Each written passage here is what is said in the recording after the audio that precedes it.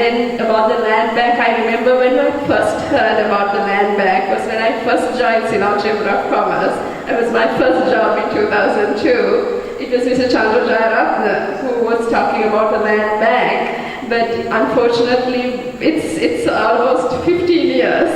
And I've heard it coming up again and again, but again land is a very challenging area, but it's a very important area for a country to understand in terms of land use and especially physical planning. I listened to the presentations of physical planning department, and they have like, in terms of physical planning, our concentration of population in certain areas it's absolutely in areas where people should not be present or industries should not exist.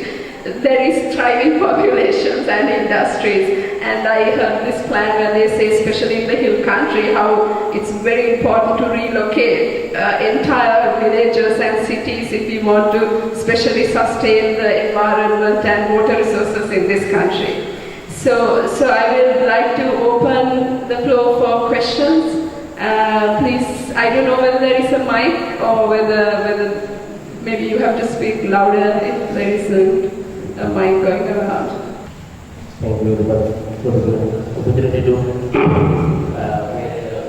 question. I'm at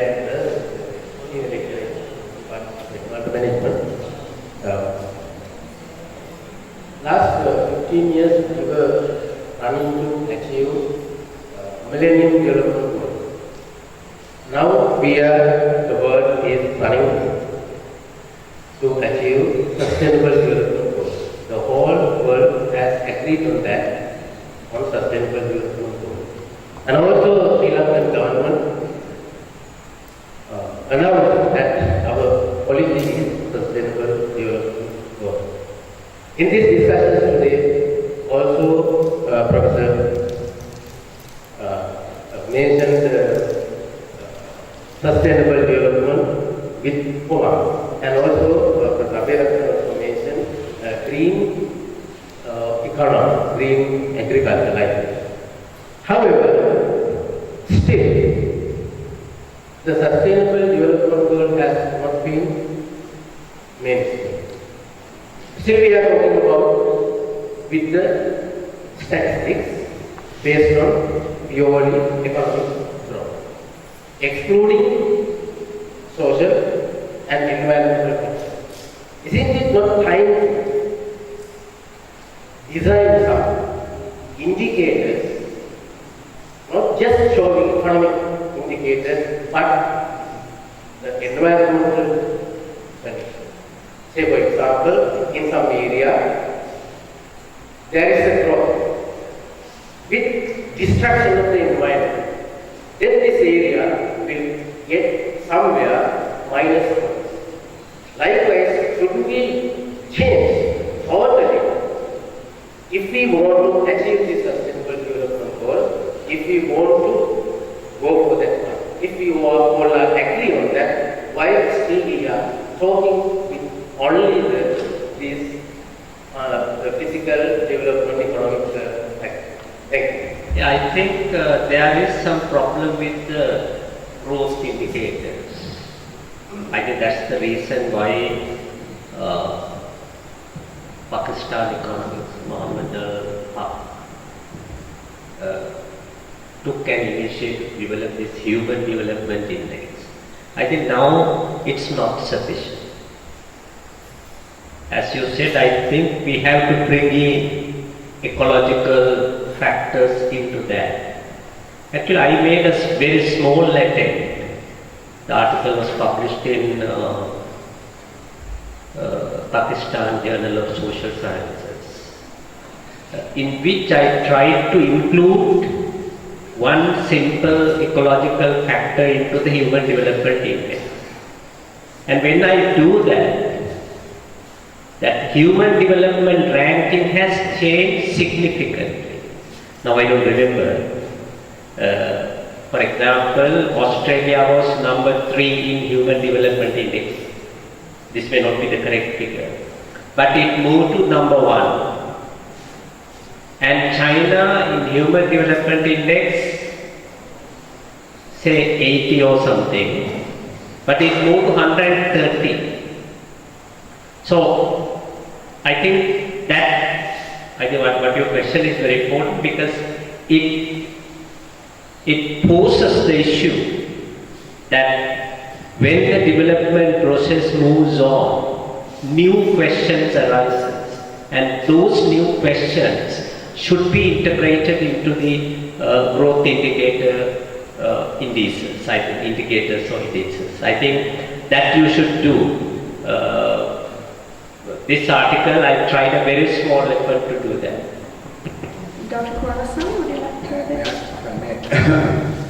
That if you looked at the budget, I must say, I was at fault in not mentioning the SDGs in my remarks. And when you sit in central bank, sometimes this happens to happen to you. But if the government policy as a whole, the budget did have some. The minister spoke about a blue-green economy. He took certain measures to reduce fossil fuel use, to discourage polythene. There were some measures which were designed to have to further sustainability. But I think I agree with you. Where we have a challenge, it is beginning to happen, but it's still it's at a very nascent stage. We need to mainstream sustainability into our planning and budgeting processes. Now, people are beginning to talk about it, but it has to gather momentum. I agree with you. More needs to be done. Equally, I think we need to mainstream disaster management into our planning and budgeting process as well. So that, what is encouraging though is that in the kind of year and a half I've been in this job, it is getting, you hear these things a bit more often, that this is something we need to do, but we haven't got down to it seriously enough as yet. In that sense, I totally agree with you. I also, if I may quickly, I started talking about factor market before then, when we talked about land. To pick up your point on female labor force participation, there I think the government is beginning to take some action, because they have provided money for childcare and they're taking some initiatives in terms of childcare. They are taking some initiatives in terms of flexible working hours. They're focusing on issues like safe transport. And I saw for the first time there was a World Bank study on the gender pay gap. So I think we realize with the population dynamics that we have, clearly a female participation rate which is less than half the male participation rate is not something that we can sustain. So there we are beginning to see a little bit of movement. On this aspect of female labor force participation, we will always talk about what is the government doing about it. That's the normally that we hear. Of course, as the governor has noted, flexi time and childcare and all these kinds of little things are happening. But I think more than that, I think there's a huge attitudinal change that is required for both men and women. For both men and women, that men have to accept that, they have to, but not childbearing, at least child caring and, looking after some of the house chores and so on. Likewise, women also will say, just because I have a child, now I should stay at home, kind of.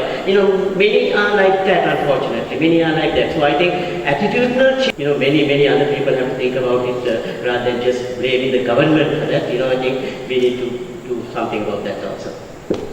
If the Western province says we want a separate state, all of a sudden it will become an upper middle income province.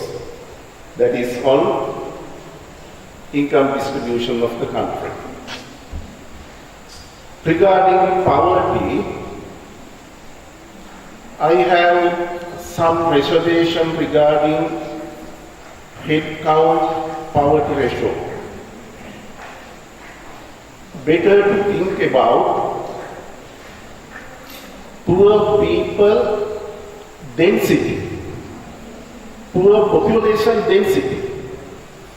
If we map it out, you would see some advanced provinces will have more poor people than backward provinces. Say for example, 2016, number of poor people in Mana district, 1,050. Very small. If an NGO want to eradicate poverty in that district, it's a matter of 1 year. Numbers is small. And when we look at poverty figures in Sri Lanka, urban poverty is low. Then it comes rural poverty. The highest poverty rate recorded in estate sector. When it comes to absolute figures, rural poverty is extremely high. And number of population we have in Sri Lanka. Our population is somewhat similar to the population in Beijing. Tokyo has more population than Sri Lanka. When it comes to population density, our population density is high, that we have to accept. Rural population is really high, even in the distant future, according to UN estimates. We have to accept existing numbers, though we are not agree with definitions. That is a different issue. If I remember right, when we look at the rural population, ranking countries according to the percentage of rural population, we are occupying 5th place. 5th place. And other 4 places go to Africa. That is regarding rural population in Sri Lanka. Regarding the labor market, inclusive growth is not there. When you look at the distribution of employment among different age groups, young people are unemployed. We were discussing a while ago, low female labor force participation. If you look at young age, most of women are willing to work, but there are no opportunities. They do not like to work after marriage. That is a different story. So we have to address, to give jobs for young people. And number 2, educated people are also do not have jobs. We have to address that area as well. Thank you. Than the well-educated people. And also this question that absolute number of poverty versus percentages. So when you take as a percentage, certain provinces will have higher percentage, but actually it will be in terms of numbers.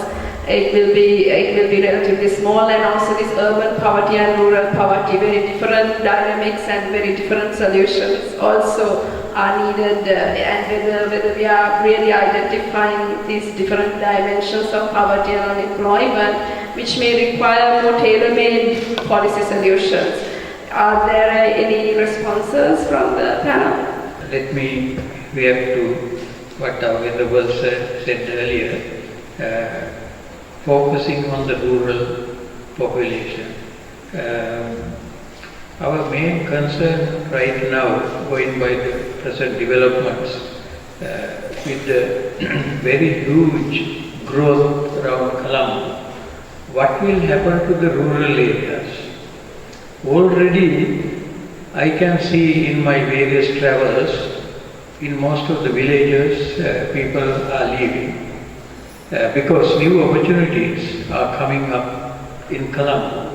some 150 odd factories to come, and the mega city and the financial capital, all that will act like magnets. And are we expecting rural areas to be depopulated in time to come? So these questions lead us to, if the people in the rural areas are poor and in dire circumstances. Now I was, say, looking at the World Health Organization figures for 2013 and finds that we are on top of the world in terms of suicide rates. And if you map out these suicides, then again you are more on the rural side.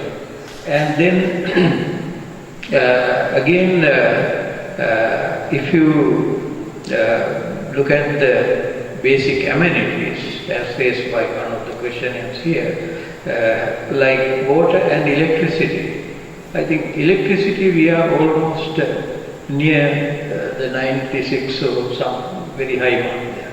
But with regard to drinking water, only about 50%. We are far short of achieving the goals, right? So what I'm beginning to see is that most of our economic problems are falling on the poor segments of society who occupies the more rural areas. So what can we do about this? Even regarding development of agriculture and so on, I'm beginning to focus on the role of the banks on this. As you correctly said, if a man wants some capital to start a small business, he has to put his land as collateral. So if it is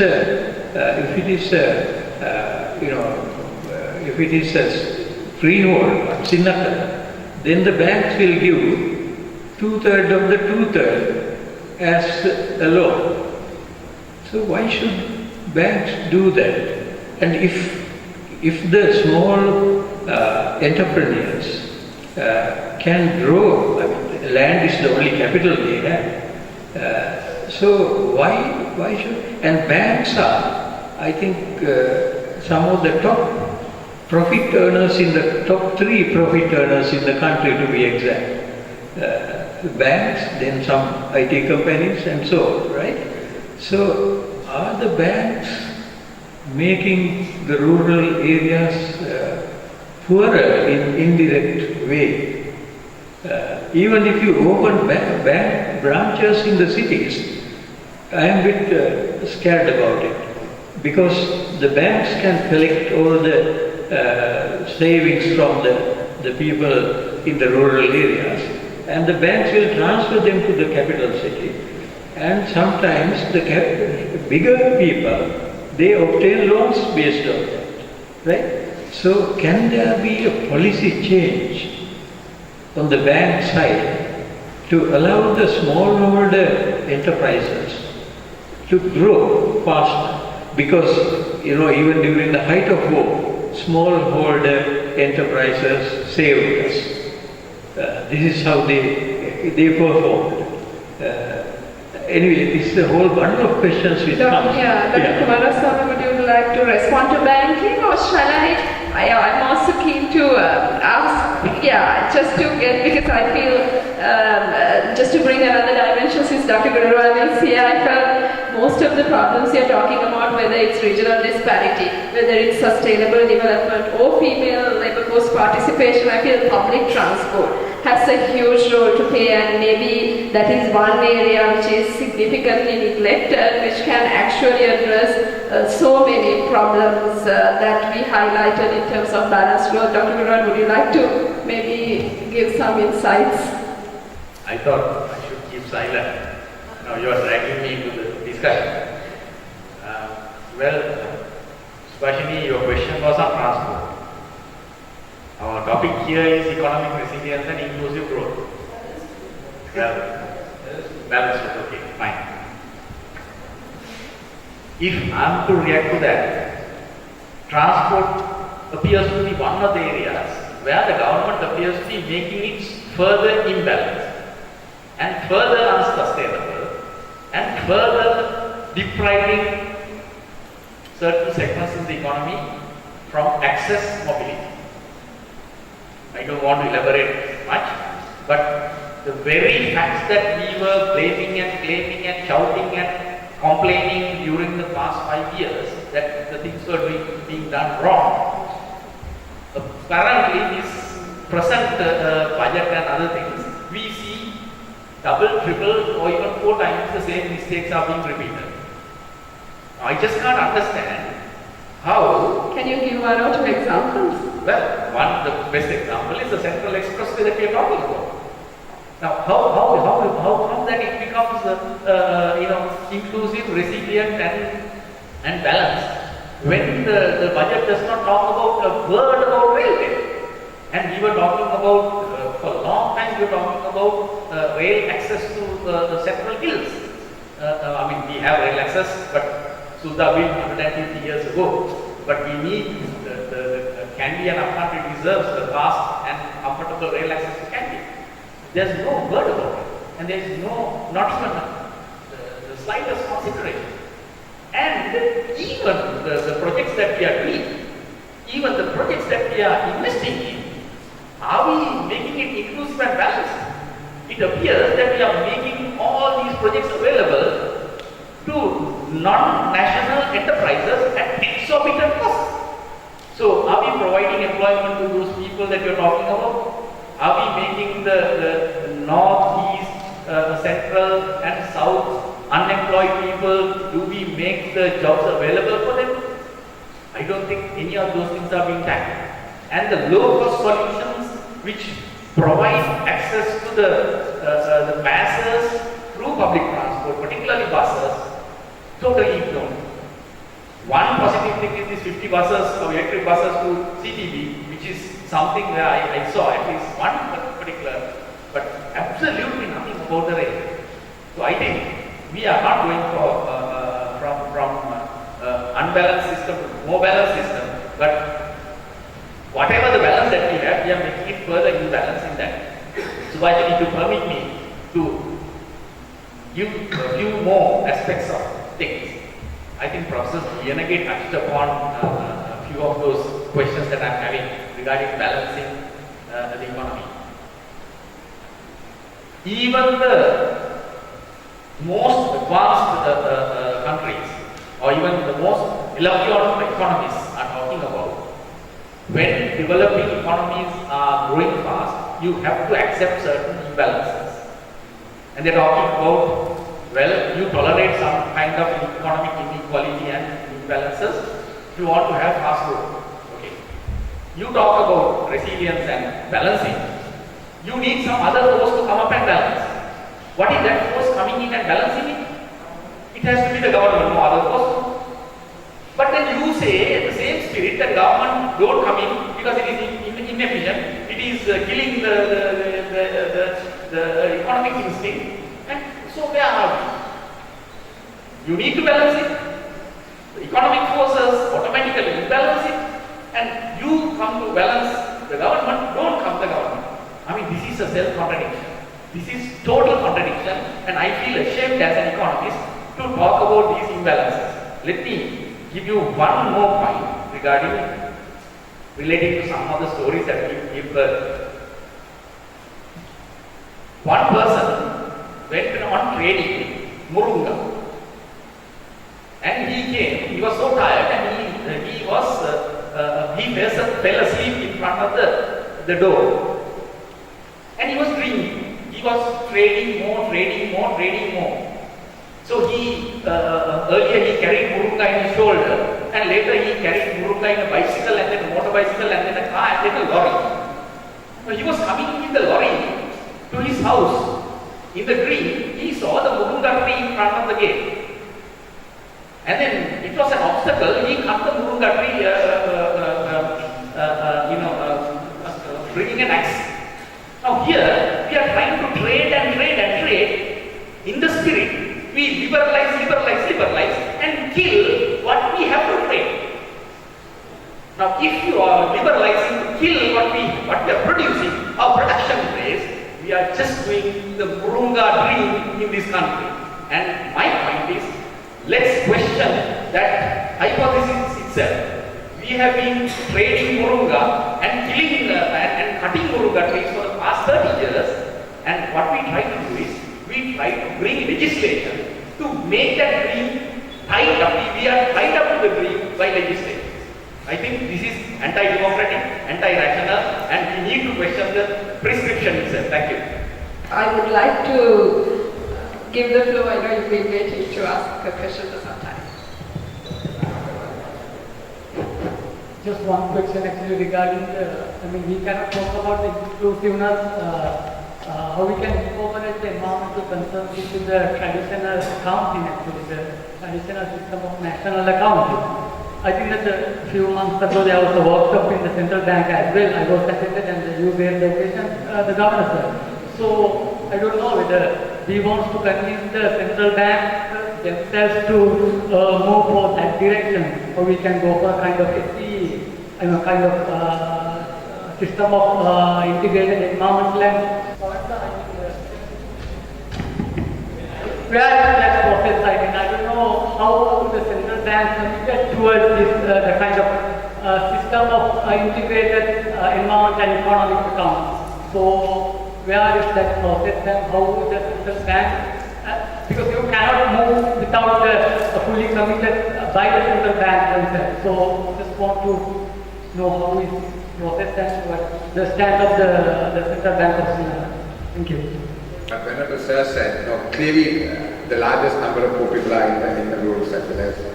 That's very clear. The question is whether there are any structural issues that need to be addressed to overcome that.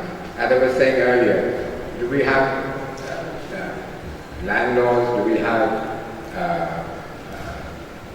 some incentive schemes which are clearly trapping people in low productivity, low income livelihoods, particularly staying on highly fragmented pieces of land. So that, I think those are some structural issues we need to look at if we have to address that issue. And maybe we need to then free people to move into other higher income areas by addressing those incentive structures and structural issues. Then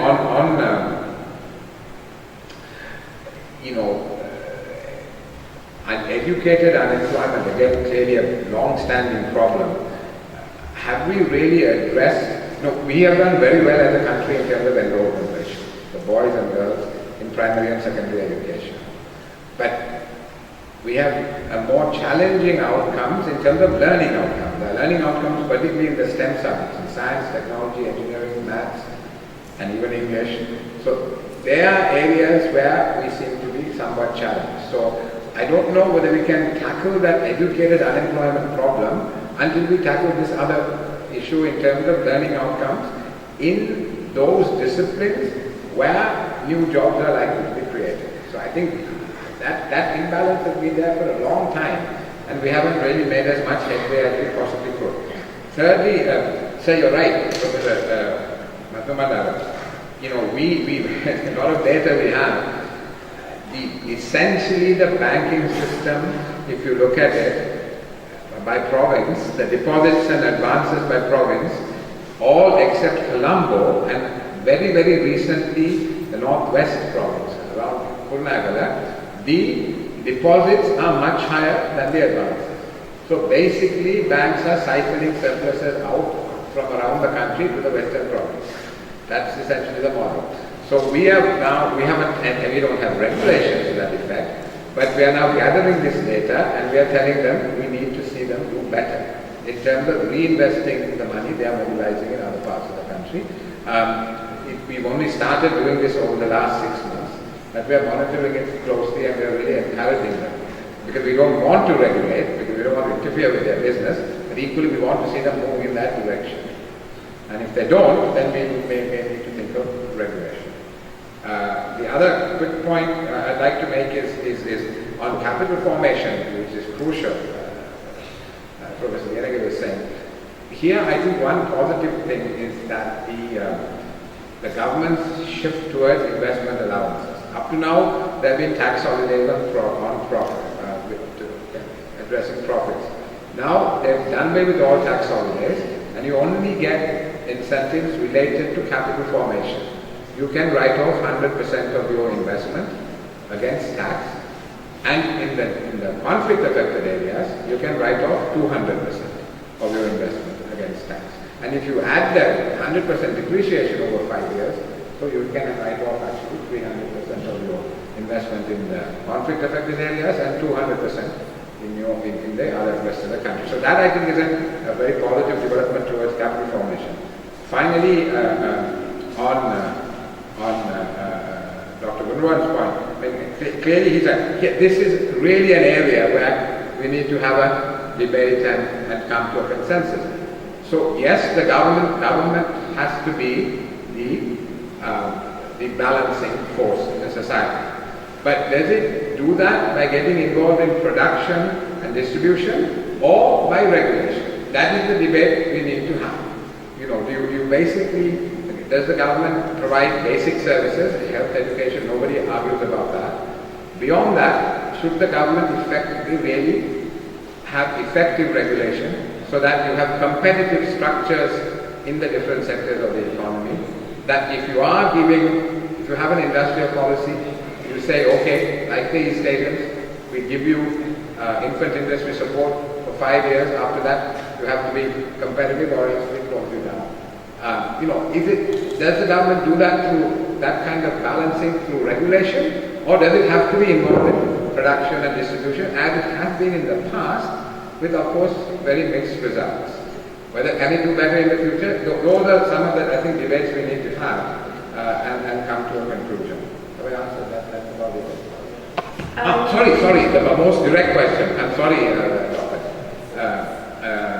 I must also thank you very much for all the efforts you made to facilitate my participation. I think thank you. I would be a liar if I said we've made a lot of progress. We have not. But we do have a small group in the statistics department who are looking at this as to how we can transition, what we need to do, but it's still at a very incipient stage, I must be honest. But clearly I think over time it's going to happen. You know, I mean 10 years, 15 years from now, I think we'll be doing our national accounts in a very different way. I think I would like to add something to Gururwan's question. Now, if you read the budget 2018, one of the key issues that raised was factor market reforms. That includes land, labor, and all three. Question should be asked whether this capital or this factor market reforms would lead to more exclusion, more disequilibrium. Now, for example, I think one of the key issues about the Sri Lankan labour market is the supply price of labour is higher than the demand price of labour. That's the, if I put it in a usual economic terms, that's the. So now, the effort was, when you are trying to globalize and liberalize, as now you can see in Colombo, if you allow foreign laborers to come, workers to come here, at a lower supply price, then it will lead to more disequilibrium within the economy. Now, for example, in Colombo construction sector, now you can see a lot of Indian workers, and even harbour dock yard, there are Indian labourers, and their productivity is not high, but they work more hours under very difficult conditions. So that's the. So one may also think, now for example, if you do major reforms to 1958 paddy land, will it lead to more exclusion and disequilibrium and inequality? So I think when we talk about this liberalizing trade and etc., I think we have to think all these things. I mean, we have to also take these things into consideration because it may lead to increase, definitely, inequalities. I think Professor Madhubandar raised a very important question. Yes, Sri Lankan banking system is actually to transfer money or capital from rural to urban sector.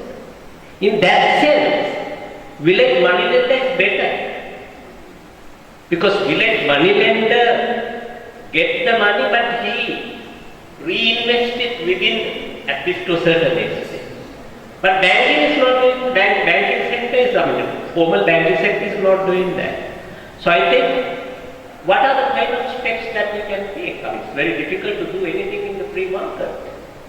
So I think these things we have to, if we are thinking in more equal, more equitable kind of growth, then I think we have to question these policies in terms of some kind of other principles. That's very interesting because I also read a report about the land reform, especially this idea of giving ownership to the farmers of the land.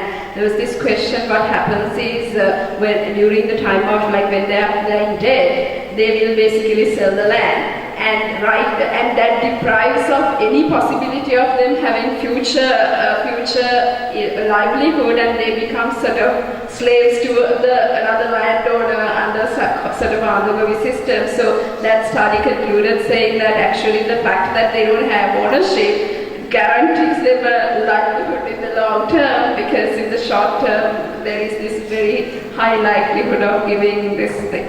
I would like to give her an opportunity to ask this question. Okay. I am a member of the team that some people raised here. The government's Professor Mohan Singha's effort of preparing 2030 sustainable development.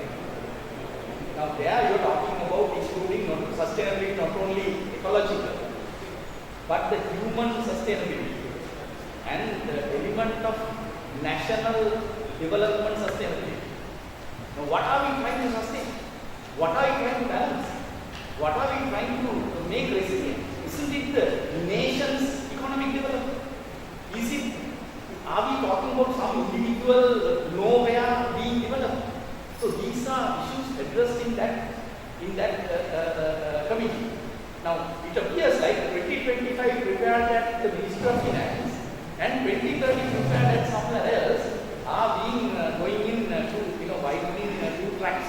I don't know how to reconcile that. And the UN's issue of decent work, I think it's an important point that you should address. Now we are talking about decent work. Now to make Sri Lankan labor work employment decent, which direction you should go? Further liberalization or making more space for the people to enjoy work and to benefit from the workspace? These are questions that have to be addressed. By liberalization, I don't think you are going to make any of those things realized. My question is to Professor Viyanage. As you said that balanced growth cannot exist in a capitalist system. Maybe there can be, temporary imbalances because nothing can go in a plateau. So these so-called capitalist countries, what kind of models that they use? What can we learn from it? That is one. And my next question is actually a comment. And there were like diverse definitions of balanced growth. As Dr. Rajarata said, it's striking a balance between agriculture, industry and environment. Then Professor Madhubandar said it's about now there's so much of 80-20 rule and then 45% of GDP from Colombo district and there's so much of imbalanced growth, everything is concentrated in Colombo, so we need to have a balanced growth. Then as you said, you can't have a balanced growth in a capitalist system. With all these things, what are we just trying to achieve? It's just a balanced growth. Why do we need a balanced growth? Answers are very simple, because we want to enhance productivity, enhance life force, reduce poverty levels, reduce unemployment. At the end, what are we trying to achieve? It is just to enhance the living standard of the people of this country. And we are very truly aware of all these problems. Whenever we go to these forums, we are talk about women participation, about railway, and all these problems for years and years. And we really know the solutions. Where are the impediments? Why aren't we working on it? It's just like today also, I'm just getting so confused. Why are we talking about the same thing over and over? All these eminent people who are at higher levels. I mean, why don't you really do something? It's just all about talk. And at the end, the poor people are becoming poorer and poorer of this country. This is just, you don't have to know big economics to understand these very commonsensical things. Thank you.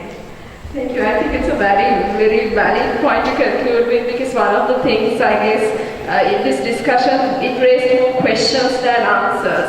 And it shows what a lot of disagreements we have, even among ourselves, on what the right solution is and what would lead to the right outcome, and we don't even have an agreement on what the outcome is that we are looking for.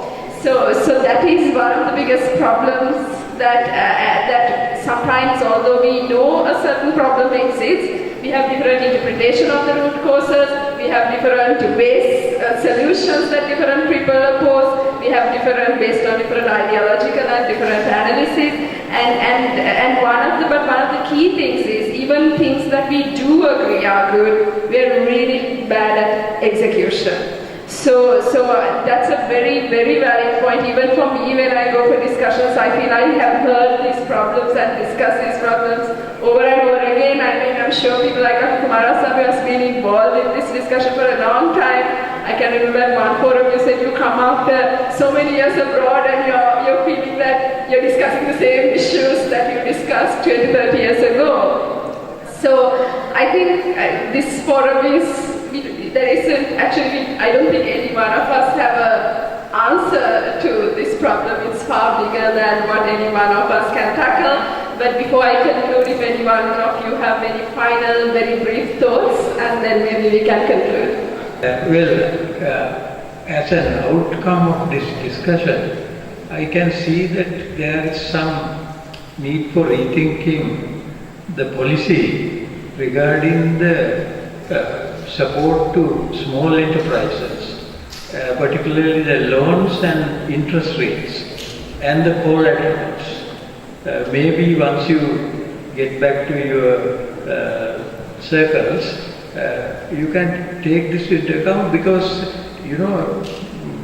I am aware of certain companies, I should not name them here, they get loans from other countries where the interest rates are 5 or 6%, and bring them here and invest in our country. There are, maybe, I think the central bank is aware of this. So, just because in other countries the interest rates are so low in certain areas, for example, for a business, small business, even housing loans and so on, but here there is something which keeps them very high. So if you can do this, I think there will be vast, catalytic effects regarding the spread of small enterprises and so on. Thank you. I think just responding to my good friend Dr. Gunaruan's point, Madam, your dose, a large dose of reality you threw into the discussion. I think one thing we can all agree on is we want to create decent work for our people. I mean, that I think everybody. So the question is how? And as I said in my earlier remarks, there are examples of the state creating decent work, and there are examples of the private sector creating decent work. In our case, unfortunately, the state has a bad track record in terms of creating decent work, and B, it is now broke. It borrowed it very irresponsibly, and we have now got debt dynamics whereby the state just doesn't have the money to create decent work for its people. So then we have to rely on domestic private and foreign private capital. We have no choice. No, I've worked in the public sector all my life. I don't think the private sector is a panacea for all our ills. But we have dug ourselves into a hole where the state no longer has the capability to create decent work for its people. So we have to rely on private. But Professor, it's a crucial point. We cannot solve the problem by essentially reducing the demand price of labor by bringing people from outside. We have to essentially equip our people to be able to justify the high supply price that they're demanding in terms of productivity, and we have to get investment into the system to create jobs which will, where the demand price will meet the supply price. That is really the trick that we have to somehow manage to perform. Thank you. It was really, I think, a very fruitful discussion. I would like to thank all the 4 panelists, and I would like to also leave a final thought when it comes to execution of most of the things, something we can't overrule, which actually imbalances most of the execution is Western interests. So this is something that everybody has, whether it's political interest, private business interest, which sometimes overrides what you want to do with the national interest. So thank you very much for staying late, and thank you very much for active participation. I hope you'll have a good night and productive sessions tomorrow. Thank you.